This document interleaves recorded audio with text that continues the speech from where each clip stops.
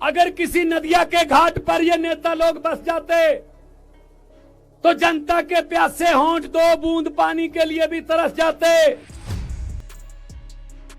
गनीमत है कि मौसम पर हुकूमत चल नहीं सकती, वरना सारे के सारे बादल भी इनके खेतों में ही बरस जाते। लेकिन दुनिया की सबसे बड़ी पार्टी चंडीगढ़ के चुनाव में वोटों की चोरी करते हुए पकड़ी गई, रंगे हाथों पकड़ी गई। दोस्तों, गली गली में शोर है, भाजपा वोट चोर है। क्या 22 साल की उम्र में इस वोट के अधिकार के लिए हमने रस्से चूमे थे फांसी के, उनकी आत्मा तड़पती होगी भाई साहब।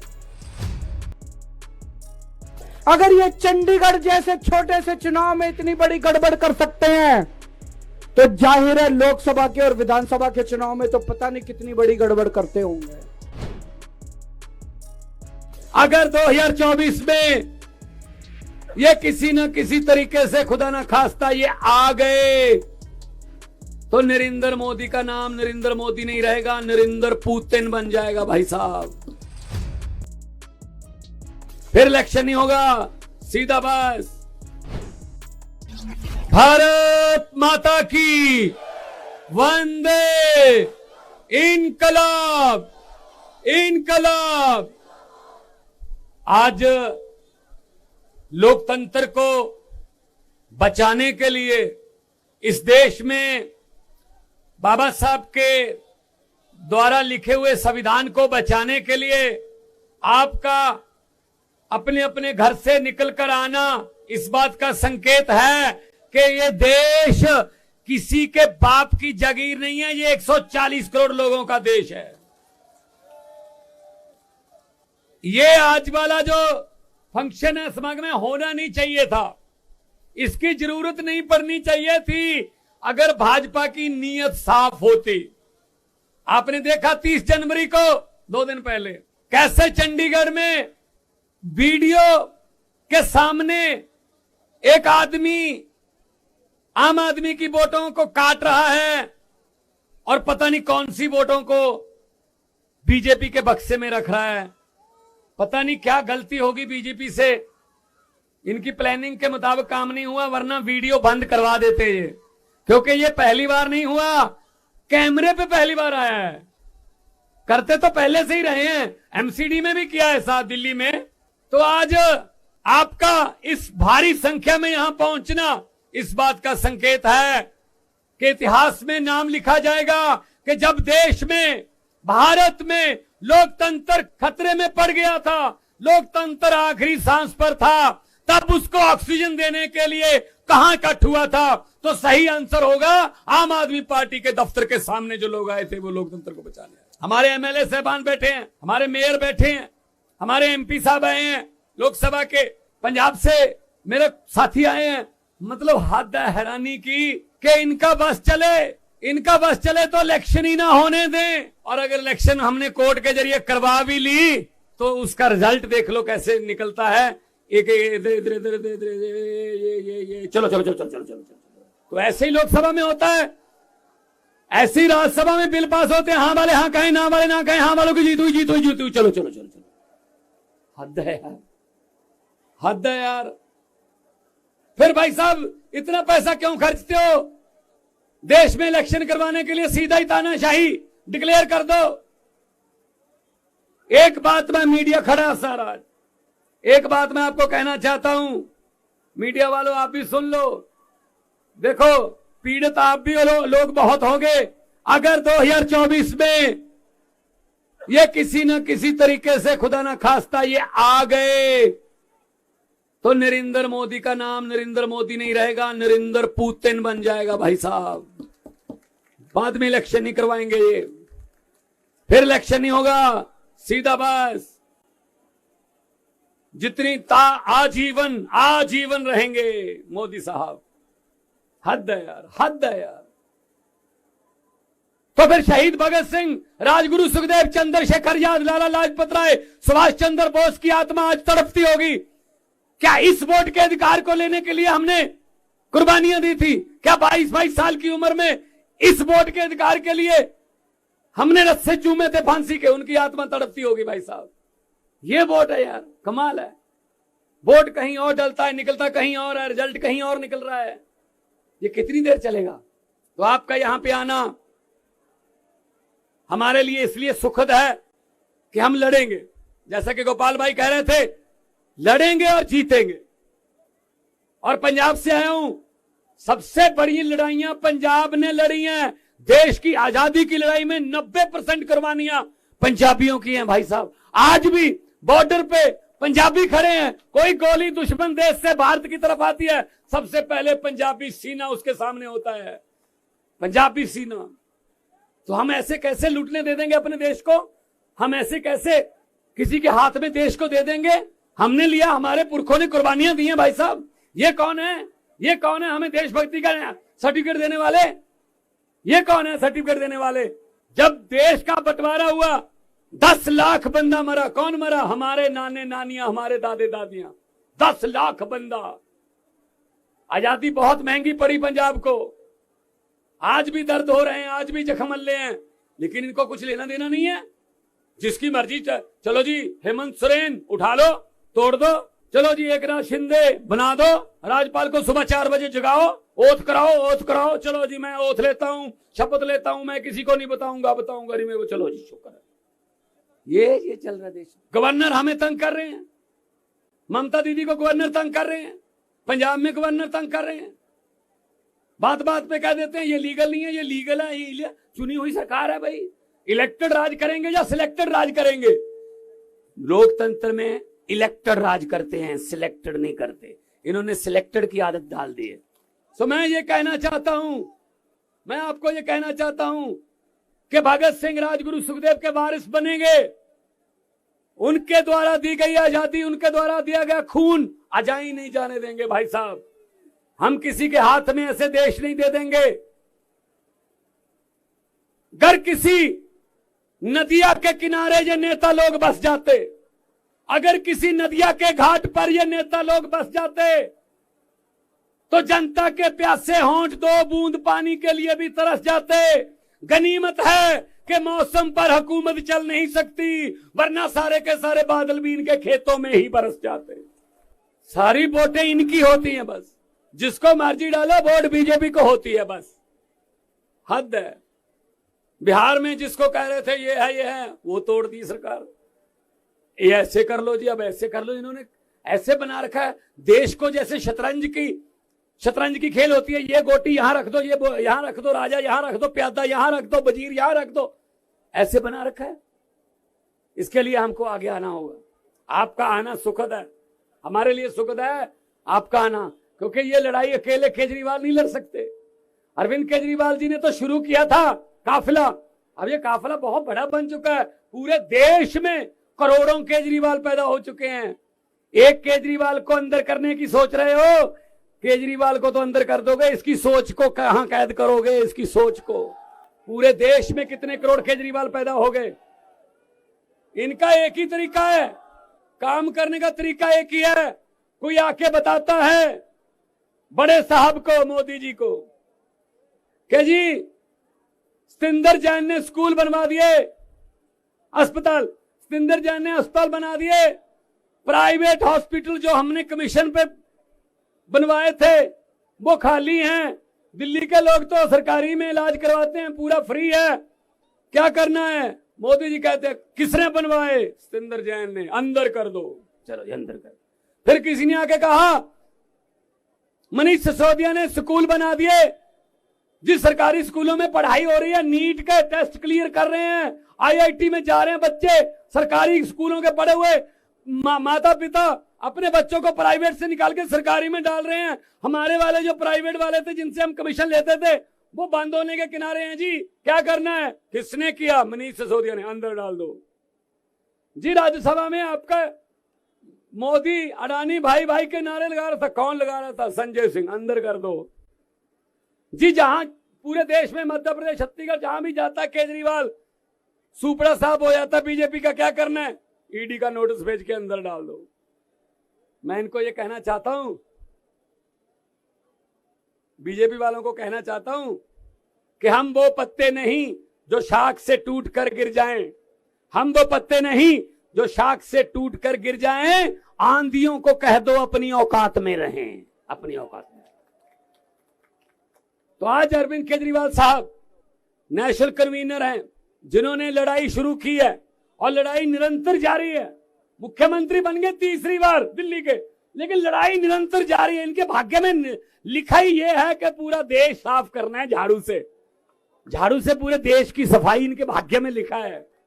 अकेला दिल्ली तक सीमित नहीं रखेगा परमात्मा इनको आगे बढ़ने, आगे जाना पड़ेगा, देश की जरूरत बनेंगे ये। तो मैं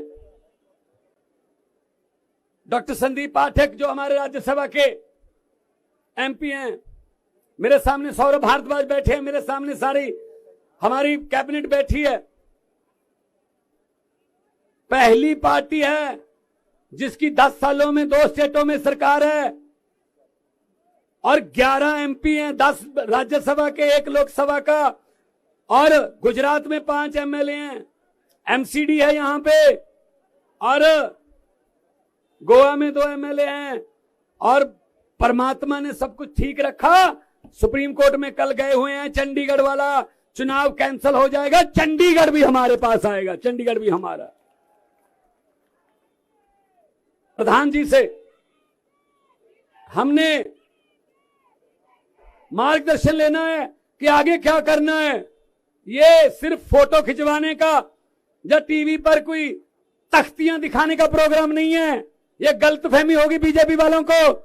हम जब करते हैं कुछ तो अंजाम तक पहुंचाते हैं। मुझे किसी ने कहा कितनी सीटें आएंगी, मैंने कहा बहुत आएंगी पंजाब में। कहते सर्वे में नहीं आ रहे। मैं क्या, आम आदमी पार्टी है, सर्वे में नहीं आती, सरकार में ही आती है। हम किसी सर्वे में नहीं आते भाई साहब, हम तो सीधा सरकार में ही आते हैं। तो 2 नारे, दोनों हाथ ऊपर उठा के, इनकलाब इनकलाब, बोले सोनिहाल। बहुत बहुत धन्यवाद, बहुत बहुत मेहरबानी, आपने प्यार से सुना। और ऐसा ही संघर्ष जारी रखना है, लोकतंत्र बचाना है। देश हमारा है, ये किसी के बाप की जागीर नहीं है। बहुत बहुत धन्यवाद। बहुत बहुत धन्यवाद सर। अब मैं निवेदन करूंगा आम आदमी पार्टी के राष्ट्रीय संयोजक और हम सब के लोकप्रिय नेता अरविंद केजरीवाल जी को। भारत माता की, भारत माता की, इनकलाब इनकलाब, वंदे वंदे। दोस्तों, पिछले कुछ सालों से हम लोग अक्सर ये सुना करते थे कि बीजेपी चुनावों में गड़बड़ करती है।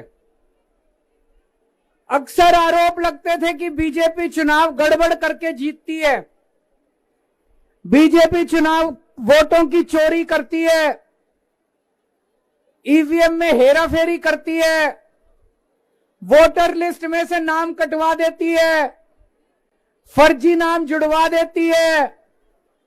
हम सुना करते थे कि फर्जी वोट पड़वाती है।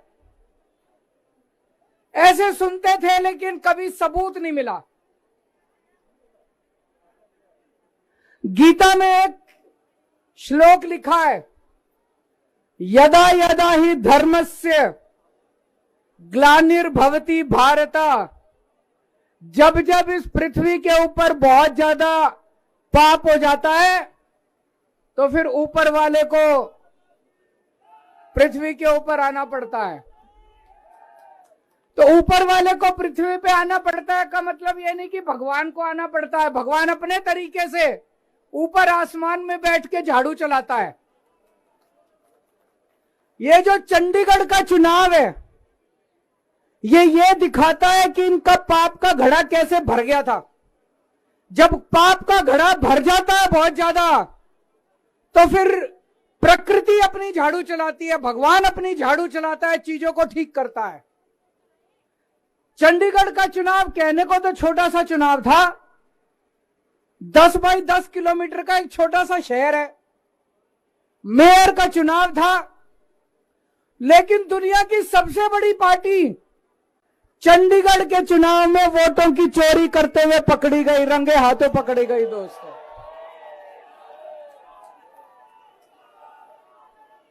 इनकी किस्मत खराब थी। एक नारा लगाएंगे, गली गली में शोर है, भाजपा वोट चोर है। गली गली में शोर है, गली गली में शोर है, पूरे देश में शोर है। तो दोस्तों, चंडीगढ़ में ये पकड़े गए, रंगे हाथों वीडियो के ऊपर पकड़े गए, वीडियो के ऊपर। अभी रुक जाओ, अभी रुक जाओ, अभी रुक जाओ, अभी रुक जाओ, अभी रुक जाओ। एक बारी मेरे को बोल लेने दो, अभी रुक जाओ। जिन जिन लोगों को चंडीगढ़ वाला किस्सा नहीं पता, मैं पूरा किस्सा सुना देता हूं। चंडीगढ़ में मेयर का चुनाव होना था, जैसे दिल्ली में मेयर का चुनाव होता है। चंडीगढ़ में जो चुने हुए काउंसलर हैं, वो काउंसलर वोट डालते हैं और अपने मेयर को चुनते हैं।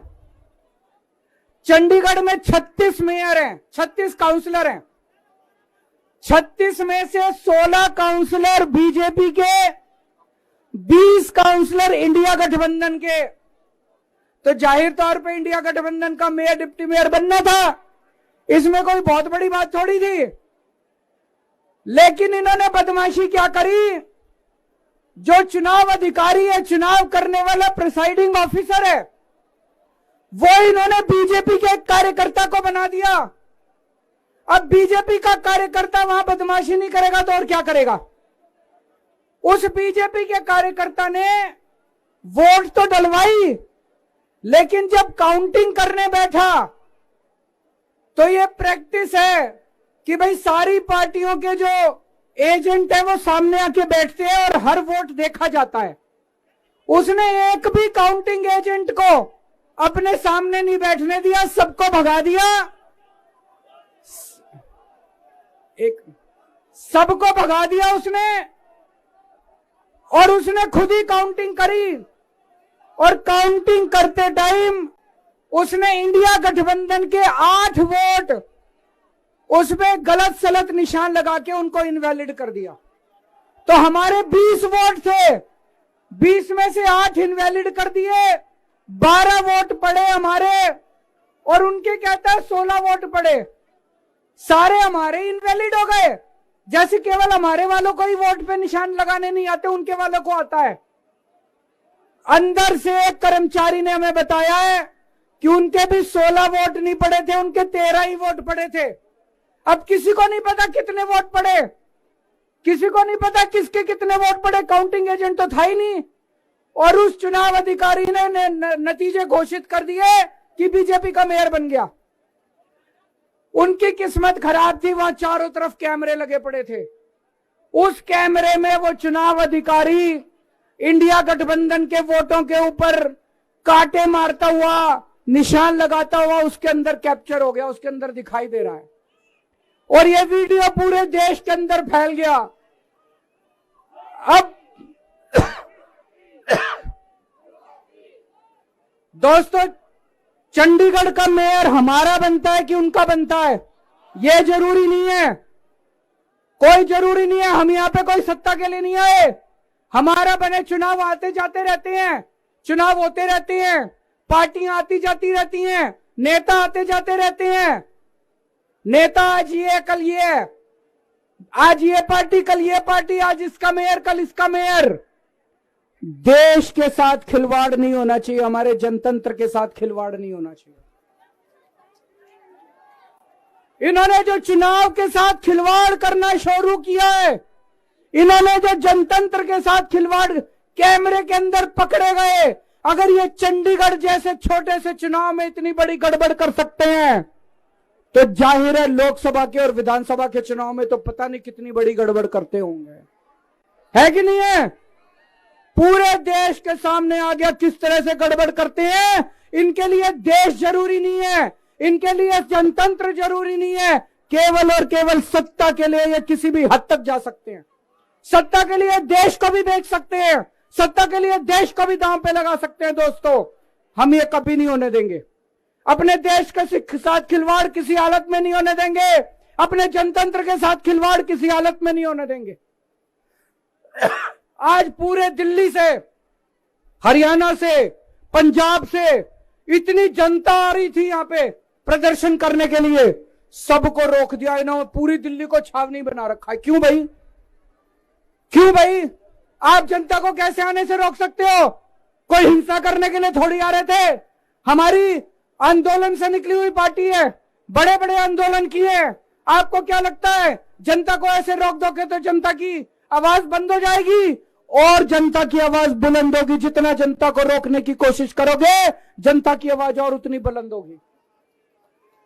जगह जगह से खबर आ रही है, हमारे एमएलए को जेल में डाल दिया, हमारे काउंसलर्स को जेल में डाल दिया, हमारे वॉलंटियर्स को जेल में डाल दिया, जो जनता आ रही थी उनको जेल में डाल दिया। ये तो कोई ठीक बात नहीं है, ये तो गलत बात है। तो दोस्तों, हम इसकी कड़ी निंदा करते हैं। और आज इस मंच से मैं देश के लोगों को आगाह करना चाहता हूं कि जो आप वोट डाल के आते हो, आप तो सोचते हो मैंने इसको वोट डाला, लेकिन उसके बाद आपके वोट का क्या होता है कुछ नहीं पता। मशीन के अंदर आप बटन किसी का दबाते हो, वोट किसी के खाते में जाता है, किसी का भी नाम वोटर लिस्ट से काट दिया जाता है। वो दोस्तों, अगर जनतंत्र खतरे में पड़ जाएगा तो फिर ये वोट का, इलेक्शन का कोई मतलब नहीं रह जाएगा। इसलिए हम सबको मिलकर इसके खिलाफ आवाज उठानी है। किसी भी हालत में हमें जनतंत्र को मरने नहीं देना, देश के साथ खिलवाड़ नहीं होने देना। अब हम शांतिपूर्वक तरीके से, कोई गड़बड़ नहीं करनी, शांतिपूर्वक तरीके से बीजेपी के हेडक्वार्टर की तरफ चलेंगे। जहां पुलिस रोकेगी वहीं रुक जाएंगे। हमें पुलिस के साथ झगड़ा नहीं करना है, किसी के साथ कोई झगड़ा नहीं करना है। भारत माता की